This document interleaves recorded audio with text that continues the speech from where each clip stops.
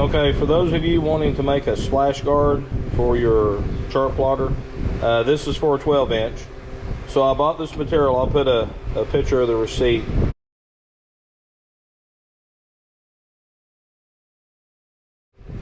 This is 12 inches by 16 inches. It's ABS plastic. I got it from Amazon. It's an 1/8 inch thick. Really good stuff. It's like Kydex, so you can use a heat gun like this. It's real malleable. What you'll do is get you a couple of pieces of material, metal or wood, and you'll put one on either side, put it in a vise, squeeze it together, then heat up that seam just back and forth. Eventually it'll get nice and loose. Bend it over, and these are the measurements. I wrote them out on paper so you can take a close look at that and kind of pause your video. Those are all the numbers you're going to need. Now those are transferred over to here. So this is the notch that you're going to remove. It's 3/4 wide and it's 3 inches long. 3/4 wide, 3 inches long. And this 3-inch piece, this is what goes under your chart plotter. And when you set it on your chart plotter, you wind up drilling the 4 holes through it to match your chart plotter. At this point right here, this is another 2.5 inches, so it's 5.5 total. You're going to put a 90-degree bend right here, okay? And then you're going to come up another 6 3/4 inches, which gives you a total of 12 1/4 from beginning to end. And here you're going to put a 26-degree bend, and that's going to give you that angle so you can still reach in there with your hands and undo your wires and clip down your harness and all that good stuff. And then these are the numbers for your brace, your 2 side braces, and these are your 2 side braces right here. They're 2 inches wide, a total of 6 inches long. 5 1/4, you're going to put a bend, a 90-degree bend, and you'll have 3/4 left over. And then your hole for your knob, you'll drill you a hole that'll match that. I think it's 1/4 inch. And you'll just scoot over 1 inch, which is the middle, 1 inch, and that'll put your knob right here. And then you'll wind up with a kind of a grinder or your saw. You just kind of round these, soften these corners up right here, just round them off. These will stay squared. And then we'll look at it when it's all bent, put together, and screwed together. But this comes in a group of 2. So you'll have plenty of material when you buy this to make your braces out of this heavier stuff. All right, so basically I've got my notches cut out. And what I'll do is I'll put in some material right on that line, clamp it in on both sides. I've just got it temporarily held in this vise. I'll take that heat gun, I'm going to heat right down in this joint. And when it gets soft and starts to move, then I'll take it out of the vise, I'll fold that over, and I'll press it down on the table and get that 90 nice and bent, get it nice and clean.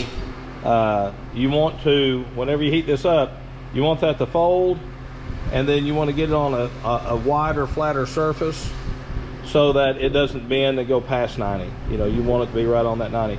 And this stuff's real forgiving. If it goes too far, or if it goes too less, you can heat it back up, and then get you a towel when you get it in the right position that's kind of damp, and wipe it down. It'll hold it in spot. Don't sit in one spot. You just want to heat, and you want to move that back and forth, just kind of a constant motion, and it'll take about 60 seconds, and that'll heat up. Just kind of keep it just constantly moving. If you hold it in one spot, it'll bubble up and you'll ruin it. So you want everything, including the edges, to all heat up at the same time.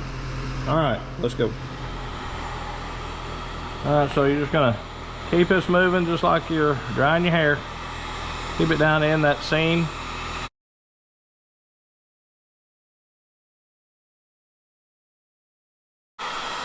Every once in a while you can put a little bit of pressure on that, like that. You can see it start to move. You can feel it. When it's ready, it'll just go. You see it's really moving.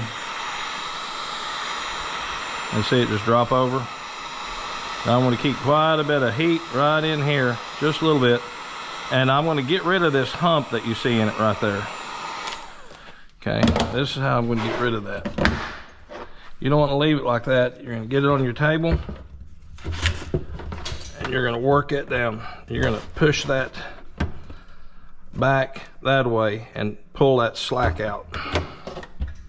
Just like that. See how that made the perfect 90? Gets that hump right out. Now again, I can look at it here. I'm a little past 90.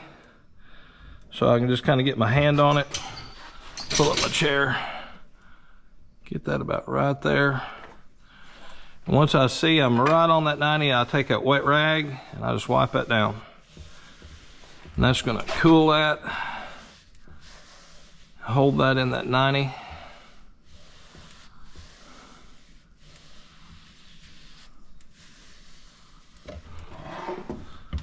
And that's pretty much held in place now. Cool that down.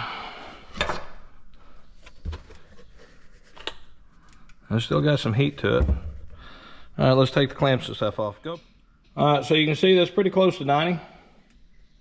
Got a little bit of flex to it to bring it out, but that's definitely good enough. And again, the arms that you put up here, that'll put a little bit of bow to it, you know, a little bit of push out. Now, you have to remember, if you're wanting your texture, which I do because the texture is more forgiving to your outside, you need to make sure that you're bending that so that your gloss is on the inside. Now I've got this second line right up here, and this is where I'm going to bend this at about a 26-degree angle. And if you don't have an angle meter or a way to find that, it's not hard.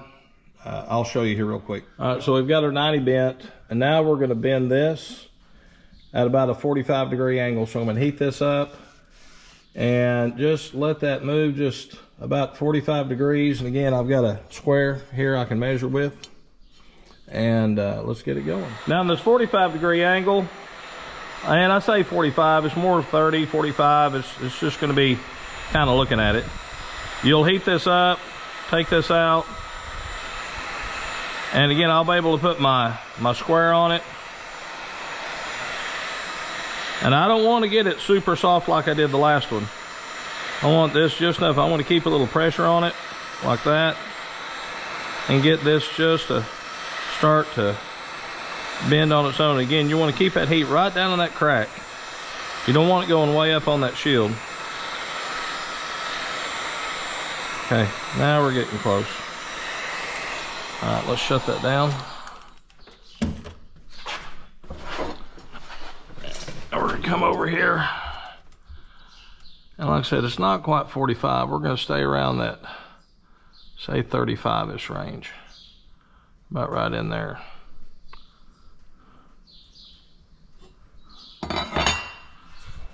Then I'll come over here and get my wet rag.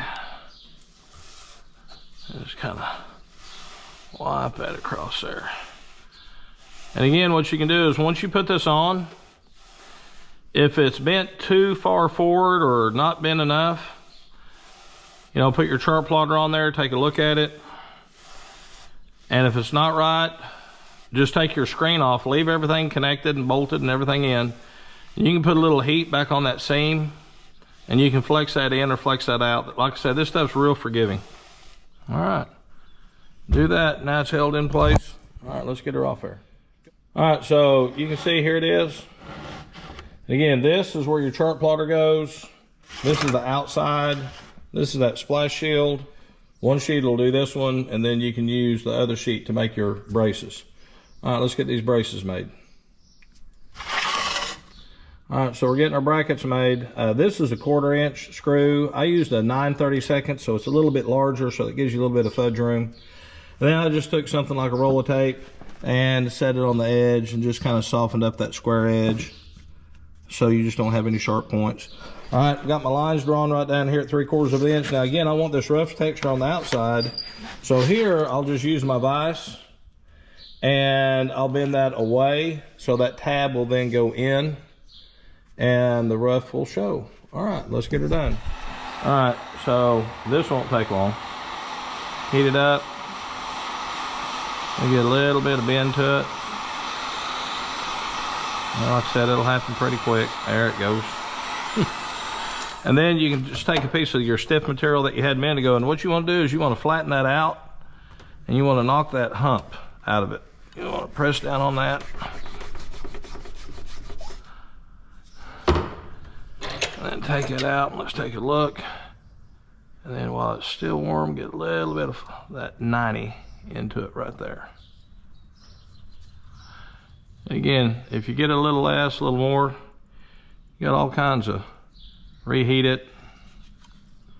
All right, that looks good. So that brace will go just like this, right below your 30-degree bend, and that'll go right back into your chart plotter, just like that. You'll put 2 holes here, 2 holes here, run 2 little tiny stainless steel screws through it, and you've got yourself a bracket, brother. Easy peasy, and it's very rigid. By the time you get this side support and this bottom support, oh, it does not budge.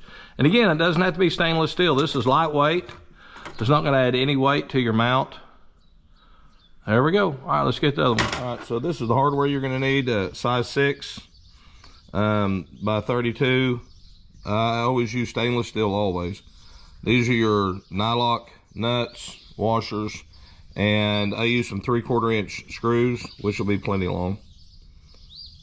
And these are like $2.50 a piece. So you get your 2 sheets of ABS material for 20 bucks, $18, $20. And then you'll have about $7.50 into this. So overall, the whole build's 30 bucks, but that is definitely cheap enough. Okay, so this is your completed build. Got my braces in with the hardware that I showed you. Now, again, I didn't necessarily document how I put in the braces. What you'll do is you'll screw your platform in place, and then you'll put your braces in here with your handle, and then let that brace flex in wherever it's naturally going to hit. Then mark it with a permanent marker on the inside. I did mine out here flush. Yours may wind up, going in a 1/2 inch or so. It doesn't matter. And then mark your lines. You'll drill through your outside first and get your holes established, get them measured where you want them. And then hold your brace in place and drill all the way through your bracing. Then put on your nuts and bolts. So, sorry I didn't show that as part of the build. I just forgot to. But like I said, it's an easy build. No worries, no problems. On getting your screen, locking it down, it's easier if you go over from the top side like this to lock it down. If you find that this has been in too much and you can't get your hand in there, you can heat that up and flex that back out. As a matter of fact, this could be straight up and down. It doesn't matter. It's just a splash guard. But get that angle the way you want it so you can get your hand in there and make sure you've always got that locked down real well. And this build right here should save you, $100 to $150 instead of buying one stainless steel. So can't beat that. All right, guys, keep watching One Off Outdoors. Have a blessed day.